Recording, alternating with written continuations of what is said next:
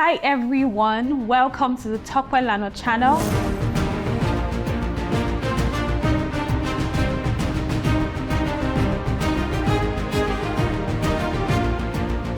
This is Temi Tokwe, and I have a special guest today, another special guest. This person has been a medical doctor for over 41 years and a consultant obstetrician gynecologist for over 33 years. So they have a lot of private and public sector experience. They've been involved in a number of interventions in the medical system here in Nigeria. They are also big on community development, and they're a believer, or they're a minister of the gospel, if you want to put it like that. So, but I think one of the greatest titles is that they are a child of God, yes, but they are also a father, right? So actually I have on today's episode, I have my dad, Dr. Raphael Sunday Olarewaju. Welcome, Daddy, and thank you for honoring us with your time today. Thank you so much. Oh, thank you very much. Thank you for inviting me here. Yes, finally. Yes, happening. You made me, I look like a small boy. What's your small boy? Okay, Daddy, so you were born Welcome everyone, God bless you. Amen. So you were born in 1954. Around that time? Around, we don't know the exact day. No.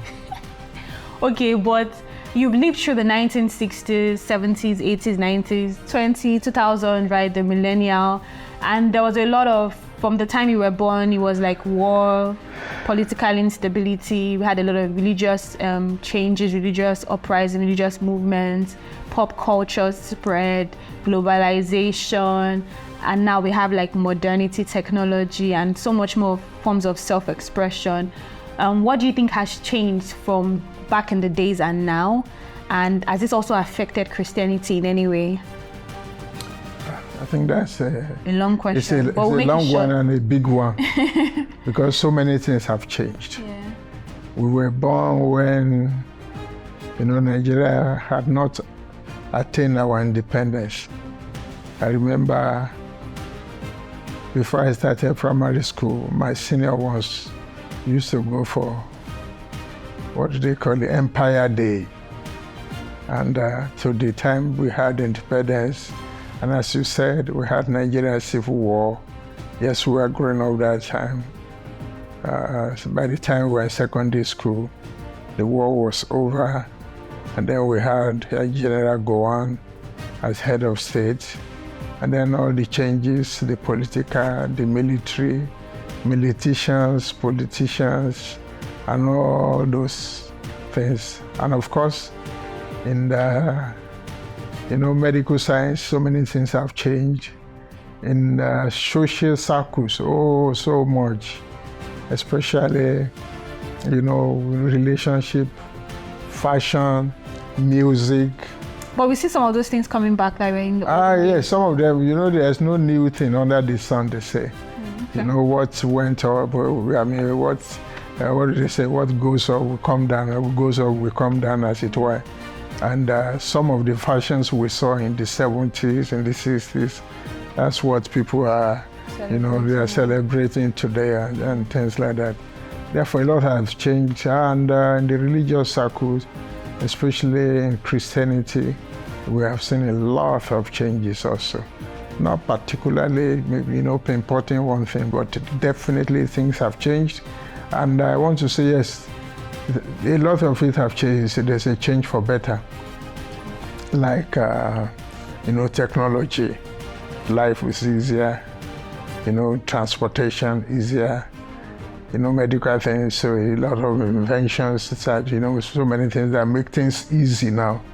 And then looking at education, oh yes, we have expanded a lot. By the time we were going to university, we had only about four universities in Nigeria, and later 6. We had University of Ibadan, University of Lagos, University of Ife, Ahmadu Bello University, University of Nigeria, and later University of Benin. Before, those were the 6 before others, came on board. But we thank God, so many things have made life easy for us, but a lot of things have gone bad also. More people in poverty today than what we saw in those days. In terms of Christianity, what are the good things that you see now? Yes, talking about Christianity per se, I want to say that though we have some positive changes, a lot of it is negative. When we were growing up, it was not a fashion to say I'm born again. It was a serious issue. By the time you see a brother or a sister, in the universities, I mean, for example, I saw a photograph of some university students in the 70s today on the social media, and you'll be surprised at the way they dress, the ladies, the way they dress, the way, you will comport yourself in those. When you see a brother, you know it's a brother. When you see a sister, you know this is a sister. On the campus, they know who is a brother, who is a sister. You don't need to preach before you know. Changed. Yes, a lot of the things have changed. The way we dress today, even as believers, as born again, leaves so much to be desired. Our conduct today is far, far different from what it used to be. When we were growing up, there were some organizations, especially financial organizations, we go to churches, they go to general affairs, they go to pastors and say, please recommend your members to us to be employed to handle our finances, to handle sensitive information in our organization. Today, if you try it, you regret it. Wow. When people even come to you today and say, I'm from this church, I'm born, they are born against instead of being born again. But I want to say that talking about the number of people that have been exposed to the gospel is far, far better. No. Talking about, music, that we play in the church, worship, praise, and all the razzmatazz in the church today. Oh, it's a lot more. You listen to very good sound and very good music, but the messages are not what it used to be. Because if you put some of the songs that they sang in those days, if we still sing them today, though they will look dull, but they are inspirational. There are things that you will hear and sometimes you feel like weeping. But today you just jump up and dance. So at least you be joyful. Yes. Anyway, yes, we are more joyful in the church today than what it used to be. And then talking about, prosperity today. Oh, it's everywhere. In those days, Christians were as poor as church rights. So that's a good thing. We thought it was spirituality to be poor. But today, a lot of things have changed in that aspect. So, sir, how have you survived as a businessman in Nigeria? What are some of the challenges you've gone through and how you thrive? We thank God for how far we have gone. It's not been a bed of roses, but it's been very challenging, but God has helped us to make a success of it. Starting a business in Nigeria is a big challenge. Don't let me call it a problem. It's a big challenge because the infrastructures that you need to, take off smoothly and run a private practice, especially medical practice, they are not available. There is no good light, no electricity. Till today, since 1996 till today, we're still using generator a lot, for a lot of our operations. No water, we have to be looking for water to dig borehole. No good transportation, no good road. Therefore, wherever you are and that is not easily accessible, people may not find it easy to come, Apart from that, our staff, they are not stable. A lot of people, especially nowadays, when people are jackpotting, when they are running out of the medical staff, doctors, nurses, and all the other supporting staff, they are leaving Nigeria in droves. Therefore, it's been very, very challenging. Yeah, when you get to an average size hospital that is run well, that is still, finding its feet, that is like doing well, you find out where it's like running a local government. You have your power source, generator, You have your you have a borehole for your water, as I said. You have vehicles that will be transporting. Well, no good. You want to get some things done. You want to transport patients. You want to get some investigation. You have to have a way of navigating the transportation, especially in this very, very chaotic Lagos. And then even registration, dealing with regulatory authority is a lot of problem. People just, they ask for so many things that are not even present in government hospital. You must do this, you must do that, you must do this, you must do that. And people who will come to you, they are coming with the intention to come and fleece you, to take things from you, not to make sure that you do things properly. It's to come and fleece you. When they see anything, they make noise. Immediately they have something that will grease their palm, they are gone. And so many things, are in place. So that tells me therefore it's been very, very difficult. You've been having to deal with the challenges on your own. On my own. On our own. We are using our resources. The money that we should have used to develop hospital, to buy equipment, we are using it to maintain the facility. That's interesting. So another thing I want to ask is, how have you been able to, first of all, overcome I know that growing up wasn't the easiest for you. How are you able to surmount that? Even things like youthful exuberance, things like, peer pressure, influence of your colleagues, and still come out successful, and thrive. And also, how have you been able to balance your responsibilities as a father, as all the things that you do, even your work, your ministry too? I want to say God has been my help. See, when the Bible says He's our very present help in trouble, it means that trouble will come. Yeah. But the solution is inside that trouble, that God will make a way. Therefore, God has been the one. And the grace, the Bible says, the grace that brings salvation appear to all men. Yeah. Unfortunately, it's not all men that had keyed into that grace. But thank God, we are able to key into this, because my parents died when I was small. And I had to grow up immediately. I didn't start school on time, because my parents were poor. My father made it very, very clear to us that he could not train more than my brother. All the other children had to go and fend for themselves. But if my brother wanted to train us, he could do so. Therefore, me, I was the last born, and I had to be helping him on the farm when my brother was in school. Even my sister, who finished primary school, could not go to secondary school also. Therefore, until I was about 12, 13, I didn't start primary one. I was a farmer. I even know how to tap and wine before I started primary school. I was helping them to tap and wine. But thank God, therefore, by the time I started primary school, I was old enough to know that this is good, this is bad. And though there were bigger boys in our classes, there were bigger boys, and those ones were already, steep in the way of life. Especially when I left my village. I had to leave the village when my parents died, and my family members withdrew me from school. They said I should be going to the farm, and I wanted to go to school. Therefore, I ran from the village. I went to be staying with my sister at Oro, which was about 32 kilometers from my own place. Therefore, when I got to Oro, I noticed that some of those boys had been in Lagos. They are Lagos boys.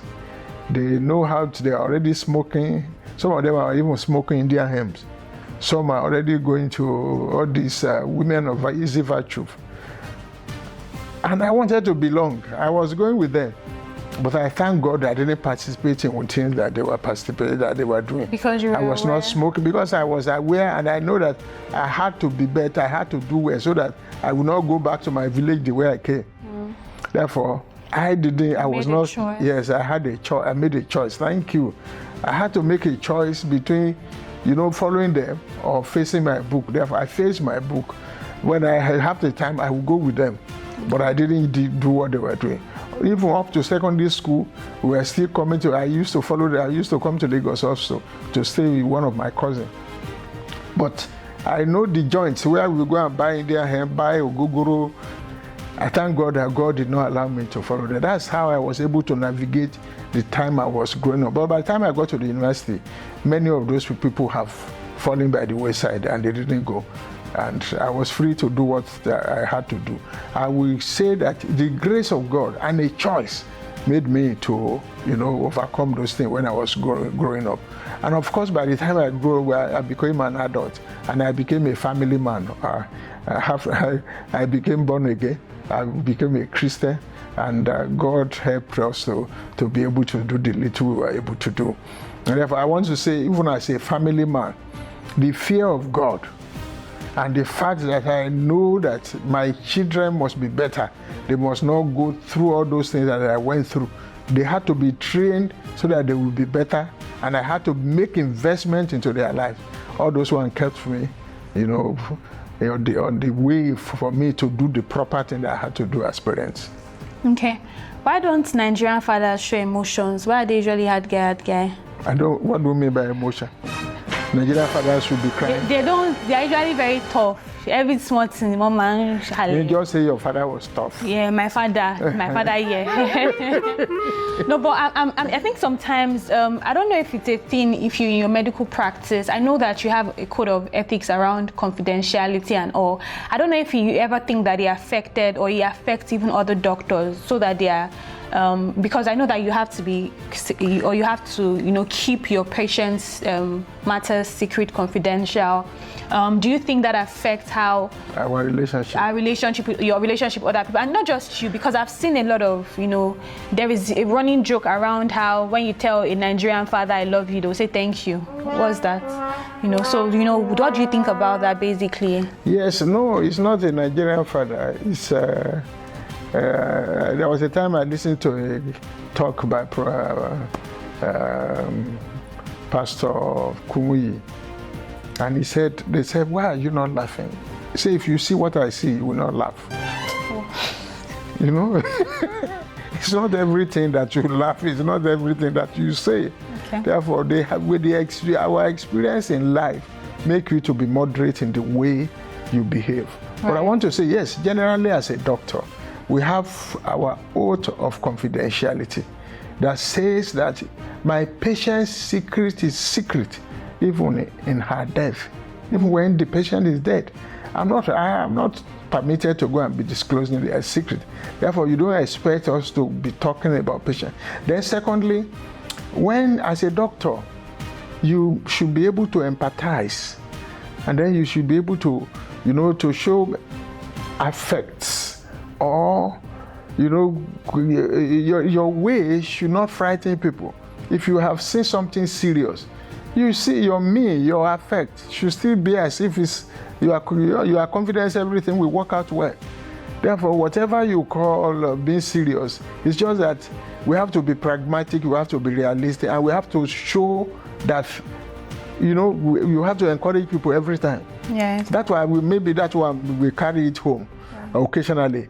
But that it is just because you cannot afford to show so much emotion. Assuming somebody is so sick and will die, and then you as a doctor, you put your hand on your head and say, so, the patient is about to die, everybody will run away. Therefore, you still have to show, you still have to comfort people, you still have to reassure people that everything will go well. Right. And then you see that things go well. Yeah. And if a doctor will have to get home and tell the family members what is happening, all of you will run away. Yeah, true. All of you will run away. But we show emotion. Yeah, right. Nigerian fathers love their children. Nigerian fathers cry. Let me tell you a story. Some years ago, one of my boys was, I did an X-ray, and I thought the X-ray was bad as a doctor. I didn't know it was the film that was bad. And he was taken aback. He said, what happened? And I showed him the film. I see this film, see, Tony was sick and things like that. He said, but you are a doctor. You are the one encouraging her. Why are you crying? I said, at least I can cry in your house. I couldn't cry at home because I didn't want everybody to see me, my wife and the children. But here, I can cry in your own house. And I cried in his bedroom. He now took the film from me and went to show it to another doctor. And he said, this film is bad. And they repeated it. And lo and behold, everything was okay. Therefore, you see, that's the emotion of a father, because I didn't want my son to be sick. Oh. But I can't be crying that cry outside. True. Therefore, we do what we want to do and show that we are fathers. Fathers don't cry. Okay. Okay, so I want to ask around what are some of the principles you have lived by over the past decades that you've been here by the grace of God? And I know you're writing a book. Why is it important that you're documenting some of these your stories? And do you have any word to young people, even old people that are navigating fatherhood, business, and life basically? Yes, there's a lot that has happened in my life. That I think people, principles. Yes, I think people books. Can learn from, a lot that people can learn from. Actually, I didn't write it, but you people, the children. Your book, okay. Yes, my book. The children started to bother me. You people said I should put it, in writing so that people will hear. Yes, I went through a lot, and it has helped me in a lot of ways. Some principles that I know I've tested and they work. For example, before my daddy died, I knew him for some time. I say I was about 12. By the time he died, I was able to interact with him because I was the last born of the family, and he was becoming old, and I was the only one following him to the farm. Therefore, I learned something. One of the things he will not compromise is to tell lies. It doesn't pay to tell lies. Therefore, that's one thing I will not do. And when I was growing up, I told my children, if you people see me lie, if you cannot confront me there, when you get home, come and tell me, Daddy, you lied. Therefore, that's one thing. It doesn't pay to lie. You see, when you tell lies today, you have to tell more lies to cover that lie. And before you know it, you become a liar. So don't Therefore, lie. That's one thing. Don't lie. Say it. Yeah. You may not be right every time. Please say it. Don't lie. One thing that is so bad today, and in fact, I was discussing with Dr. Bankole today, my partner in the hospital, that even believers is now becoming so difficult for you to trust them. Okay. When people say, we are coming, so integrity. It means they are actually going. When they say, I'm on my way, they may be far away, especially in this time. It's not a Yoruba thing, especially in this day of phone. In Mombo, you see, for you as a child of God, Mombo should be Mombo. Yeah. It should not be that you are going somewhere and you are telling lies.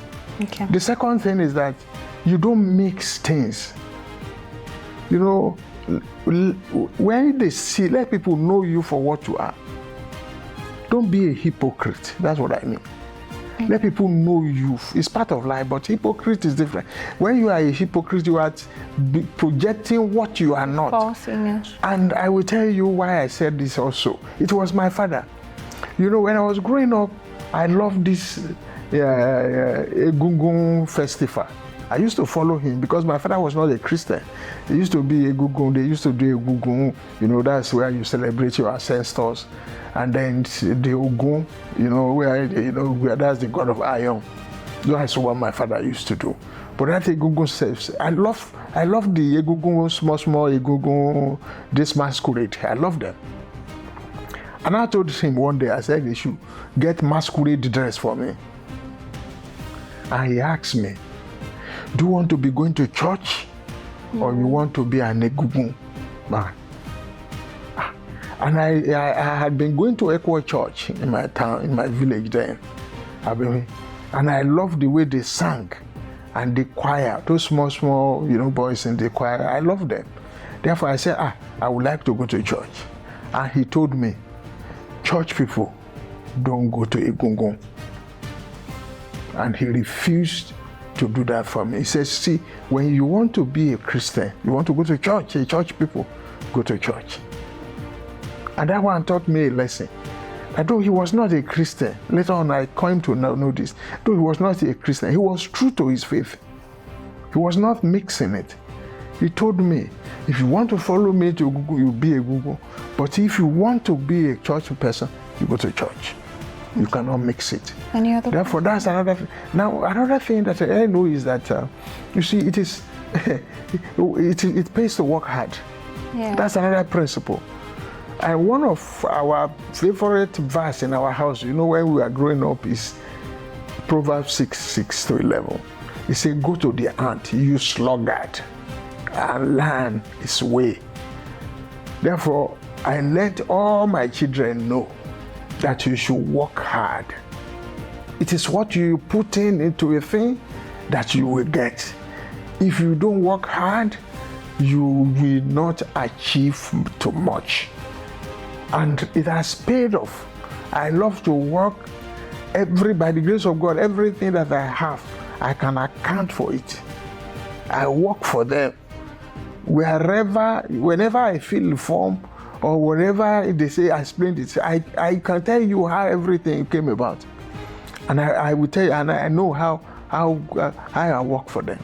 I've heard you say something around you don't really expect too much from people, or you. That is another thing, but this one is hard work. Yeah. Another principle is that I'm not disappointed, because I know that every man is a liar until proved otherwise. God is not man that he will lie, or the Son of Man that he will change his mind. It's a terrible indictment on man, that he's a liar. He said God is not man. It means every man can lie. Therefore, and if you don't put your faith in them, if you don't, you are not disappointed when they lie, when they disappoint you, you won't have problem. Right. Let me tell you, there is nobody who cannot disappoint you except God. And therefore, it's when you don't disappoint me, I'm surprised. I'm surprised. In fact, I have some friends today. That is why we are friends. Because I know that if he says like this, it's like that. Some people they find it difficult to deal with them, to relate with them. And they'll be asking me, you relating with them? It's because it's straightforward. Because he will not compromise. So many people don't find it easy to deal with. Who is this? I know, I won't tell you. Okay. I won't tell you. Okay. But I know that so many people find it difficult. They will come and ask me, when they describe him, they say it's hard. It's like, it's not hard. It is because you are not straightforward. You are not, you will pretend. Therefore, the guy doesn't like it. Okay. And that's why I relate with him very, very well. Therefore, those are some of the principles that I hold there. Therefore, I'm not discouraged. Whatever you do, if you do well, it's good for you. If you don't do well, it's good for you. Okay. Those are some of the principles that I have learned. Any final words for fathers, business, anybody navigating life? For me as a father, I want to father to every father to know that it is what you do that they are looking at, not what you say. Your children. It is what you do, not what you say. It is easy to say, do this, do that, do say, but if you don't do it, they will not follow you. And that is another thing also that I learned from raising children. I remember one day, we like to eat, my wife prepared a lot of okra, in our house, and amala. And when we eat, it will remain in the pot. And sometimes you carry your plate and drink it. One day, Tulu did that, your brother. And I said, stop it. And he was waiting for the day I would do it. Few days later, as I carry my plate to drink it, he said, stop it. That's it. Yeah. Therefore, and I know, say, this guy is watching me. Not what I say, but what I do. Therefore, I want to make sure that I do what is right. And I want to carry, another thing is that whatever you want to do, carry your family along. Carry your wife along, carry your children along. You remember when I was appointed a pastor in Redeem. I came home and I called all my family members. Was I there? Yes, you were there. right there in that room, down there. Maybe you were at school. 2008. Okay. I called everybody and I said, this is what is happening. The pastor has told me I should go and start a parish. Will you people support me that if you will not behave and support me, I will not grow? And they say I should go and do it. Therefore, carry them along. From beginning, I got the commitment of everybody. And everybody, they actually assisted me. And I say, Father also, children are not the same. Don't treat them the same. And this one I learned from you yourself. Me? Yes. When you were 14, going to 15. How do you remember all this number? You wrote a letter to me and my wife. You is your wife, my mother? Yes, your mother. You wrote a letter to us that we are treating you like kids because we bought Christmas dress for you. You said we didn't ask you. The boys will never do that. They will never query me to buy clothes for. Even till today, when I buy for them, they are still happy. But you said, no, why are you treating me like a baby? That you didn't ask me what I needed before you bought clothes for me. And I say, Madam, sorry. I said, that day, even when I go abroad, I call you, what do you want? Right. That's why I'm doing that. Therefore, the children are not the same. And that's one thing that parents should know. But finally, for parents, be your children's hero. You have to live by example. They must be able to say, this is what Daddy will do. What if Daddy hears this? One day I called, there was a riot in Birmingham. Yes, there was a riot, and I saw boys breaking, big high street, stores. They were entering, they were breaking. And I called my son, who was there at that time, Tolu, and I said, Tolu, where are you? He said, Daddy, I'm at home. Where do you think I will be? See those boys, they don't have people. He said, I know you're watching them on television. He said, those ones don't have people to ask of them. I know that if you must not see me in that type of place. You see, that is a good testimony. Therefore, Father must be a good example to their children. Thank you so much, sir, for all the nuggets, and I hope that we get you to share some more some other time. Okay. Thank you all for watching. Let us know what you thought, and let us know what you've taken away from this session. Remember that it doesn't matter where you're coming from. You can make choices that will change your future and the future of the people coming after you for good. Remember to subscribe if you haven't yet subscribed, and please share this video with other people because it's going to really help many fathers and businessmen and basically everyone out there. Thank you once more, and I'll see you in my next video. Thank you. Bye. God bless you. Bye-bye.